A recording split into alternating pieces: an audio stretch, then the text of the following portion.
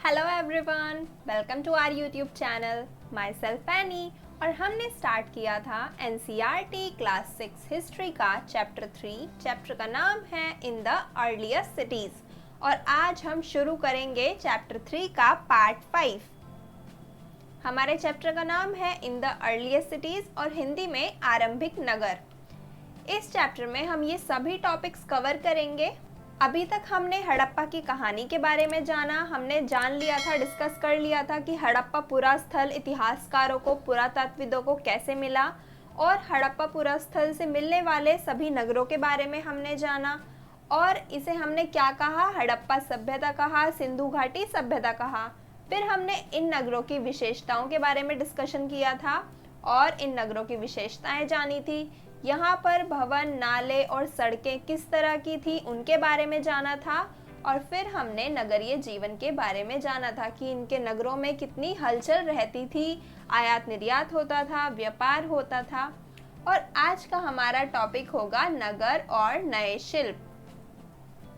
नगर और नए शिल्प, इसमें हम क्या जानेंगे? नगर यानी कि जो नगर थे, जो सिटीज थी, शहर थे, उसमें हमें क्या क्या शिल्प मिले, मतलब वहाँ पे किस किस तरह के शिल्पकार थे, क्या क्या चीज़ें बनती थी, किस किस तरह की इंडस्ट्रीज थी, हमें किन किन चीज़ों से पता चला कि वहाँ क्या क्या बनता था, लोग किस किस तरह की चीज़ें बनाते थे, किस किस तरह की चीज़ें पसंद करते थे। हम इस टॉपिक में इन सब चीज़ों के बारे में जानेंगे। तो पुरातत्वविदों को हड़प्पा के नगरों से कुछ वस्तुएं मिली हैं और वो वस्तुएं क्या हैं? वो है पत्थर, शंख, तांबा, कांसा, सोना, चांदी। इन सभी धातुओं से बनी वस्तुएं पुरातत्वविदों को मिली हैं, जिससे हमें पता चलता है कि हड़प्पा सभ्यता के लोग इन धातुओं की वस्तुओं का प्रयोग करते थे और इनकी वस्तुओं का प्रयोग करना पसंद करते थे। तो तांबे और कांसे से क्या क्या बनता था? औजार बनते थे, हथियार बनाते थे वो अपने लिए, और गहने भी बनाते थे। जो हम देख रहे हैं यहाँ पे आभूषण, ये माला की तरह कुछ है, तो इस तरह की चीज़ें भी बनाते थे। और इसके अलावा वो बर्तन भी बनाते थे घर में, घर के चीज़ों के लिए, खाने को रखने के लिए, स्टोर करने के लिए या खाना पकाने के लिए वो बर्तन किससे बनाते थे? तांबे और कांसे से। इसके अलावा हमें सोने चांदी से बनी वस्तुएं भी मिली हैं। सोने चांदी से क्या क्या बनता था? एक तो गहने यानी कि आभूषण, ज्वेलरी बनती थी और बर्तन भी बनते थे। तो सोने चांदी, क्योंकि आज भी सोना चांदी कितनी महंगी वस्तुएं हैं, कितनी महंगी धातुएं हैं, तो हम ऐसा मान सकते हैं जो सोने चांदी के बर्तन या फिर गहने जो हैं वो अमीर लोग या फिर शासक वर्ग, जो किंग थे, वो यूज़ करते होंगे, और तांबे और कांसे के जो गहने और बर्तन हैं वो आम जनता यूज़ करती होगी। इसके अलावा हमें क्या मिला है? पत्थर की मोहरें मिली हैं। जैसे हम ये देख रहे हैं, ये एक मोहर है, उस समय की मोहर है ये एक, और इस पर हम क्या देख रहे हैं? जानवर का चित्र है और कुछ लिखा हुआ है। तो यही लिखा है कि मोहरों पर हमें जानवरों का चित्र मिला है, ऐसी मोहरें मिली हैं।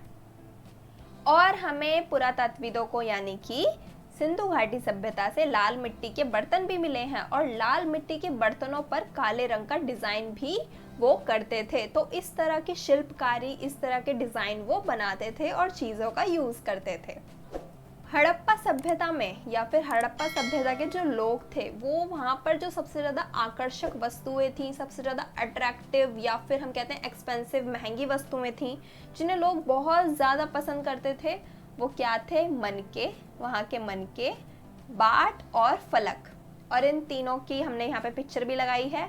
ये हैं बाट, तो आप देख रहे हो इसको कितने अलग तरीके से शेप देकर बनाया गया है, कितना अट्रैक्टिव ये आज भी हमें देखने में लग रहा है।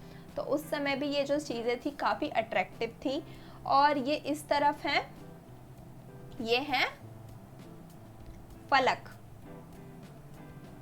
तो इस तरह के फलक जो थे वो अपने लिए यूज़ करते थे सिंधु घाटी सभ्यता के जो लोग थे। और यहाँ पे हम देख रहे हैं मनके, जिससे मालाएं बनाई गई हैं अलग तरह से, एकदम लंबी लंबी तार की तरह। तो इस तरह की चीज़ें जो हैं वहाँ पर काफ़ी एक्सपेंसिव होती थी, लोग बहुत पसंद करते थे, लोगों को बहुत अच्छी लगती थी, आकर्षक, जिसे कहते हैं अट्रैक्टिव। आज हम देखते हैं डायमंड कितना अट्रैक्टिव है, तो उस समय पर ये जो मनके हैं, ये बाट हैं और फलक हैं, ये सभी चीज़ें लोगों को बहुत पसंद आती थी और ये बहुत अट्रैक्टिव होती थी। तो इतिहासकारों को हड़प्पा नगरों से मिलती हैं क्या? मोहरें। अभी तक हमने कुछ धातुओं की बात की और अब हम बात करते हैं मोहरों की। तो मोहरें कैसी होती थी? पत्थर की होती थी और मोहरों पर होता था जानवरों का चित्र। इसके अलावा हमें हड़प्पा नगरों से मिले हैं बर्तन, और बर्तन किस तरह के होते थे? लाल मिट्टी के बर्तन होते थे जिन पर काले रंग का डिजाइन किया गया होता था। जैसे कि ये एक बर्तन है, इस पर वो कुछ कुछ डिजाइन बनाते थे काले रंग से, और लाल मिट्टी के उनके बर्तन होते थे। तो इस तरह की चीज़ें हड़प्पा सभ्यता के लोग बनाना जानते थे और यूज़ करते थे। इसके अलावा हमें हड़प्पा नगरों से कपास की खेती के साक्ष्य भी मिलते हैं। मतलब हम ये कह सकते हैं कि हड़प्पा के जो लोग थे वो कपड़ों की बुनाई, सिलाई ये सब करते होंगे। जैसे कि हमें वहाँ से एक ये मूर्ति मिली है, तो हम इस मूर्ति पर क्या देख रहे हैं कि हो सकता है ये किसी राजा की मूर्ति हो। तो यहाँ उन्होंने एक ये कपड़ा पहना हुआ है और इस कपड़े पर कुछ डिज़ाइन भी है। तो एक तो इससे हमें पता चलता है कि हड़प्पा सभ्यता के जो लोग थे वो कपड़ों की बुनाई, सिलाई करना जान गए थे और कपास की खेती से वो कपड़े बनाते थे। और दूसरी हमें क्या चीज़ मिली है? हमें जो है चांदी तथा तांबे की वस्तुओं से कपड़े के टुकड़े चिपके हुए मिले हैं। जैसे कि हम आज देखते हैं सुई में धागा डाल के सिलाई की जाती है, तो सुई भी एक धातु है। इसी तरह उस समय भी वो जो सिलाई करते होंगे, बुनाई करते होंगे, किसी धातु में धागा डालकर ही करते होंगे। तो हमें ऐसे ही साक्ष्य मिले हैं, किसी धातु में चांदी और तांबे की एक हमें धातु मिली है, वस्तु मिली है, कपड़े के टुकड़े चिपके हुए मिले हैं। तो ये हमें कहाँ पर मिलता है? मोहनजोदड़ो में।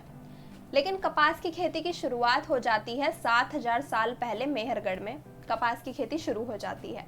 और उसके बाद हमें सिंधु घाटी सभ्यता में क्या मिलता है?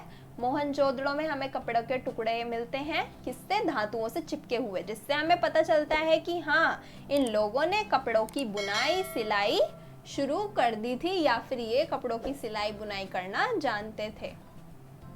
तो इस टॉपिक में हमने ये जाना कि जो हड़प्पा सभ्यता के लोग थे वो किन किन धातुओं का प्रयोग करते थे, किस तरह से वो नए नए डिज़ाइंस बनाते थे, कुछ शिल्पकारी करते थे, कैसे वो बर्तन बनाते थे, उनकी मोहरें कैसी होती थी, और धातुओं का प्रयोग वो औजारों के लिए, हथियारों के लिए, गहनों के लिए और मनके, फलक, बाट, इन सारी चीज़ों के लिए करते थे। और इसके अलावा हमने मोहरें और बर्तनों के बारे में बात की और कपास की खेती और कपड़ों की सिलाई बुनाई के बारे में जाना कि इतिहासकारों को इन चीज़ों से पता लगा कि ये जो हड़प्पा नगर के लोग थे वो ऐसी ऐसी चीज़ों का प्रयोग करते थे। तो इस टॉपिक के लिए इतना ही। अगर आपको वीडियो पसंद आए तो लाइक ज़रूर करना और अपने दोस्तों के साथ शेयर भी करना। अगर आपने अभी तक चैनल को सब्सक्राइब ना किया हो तो सब्सक्राइब कर लेना और बेल आइकन को प्रेस कर देना। और हमारे सोशल मीडिया अकाउंट से जुड़ने के लिए आप पेज को भी फॉलो कर सकते हैं। Thank you.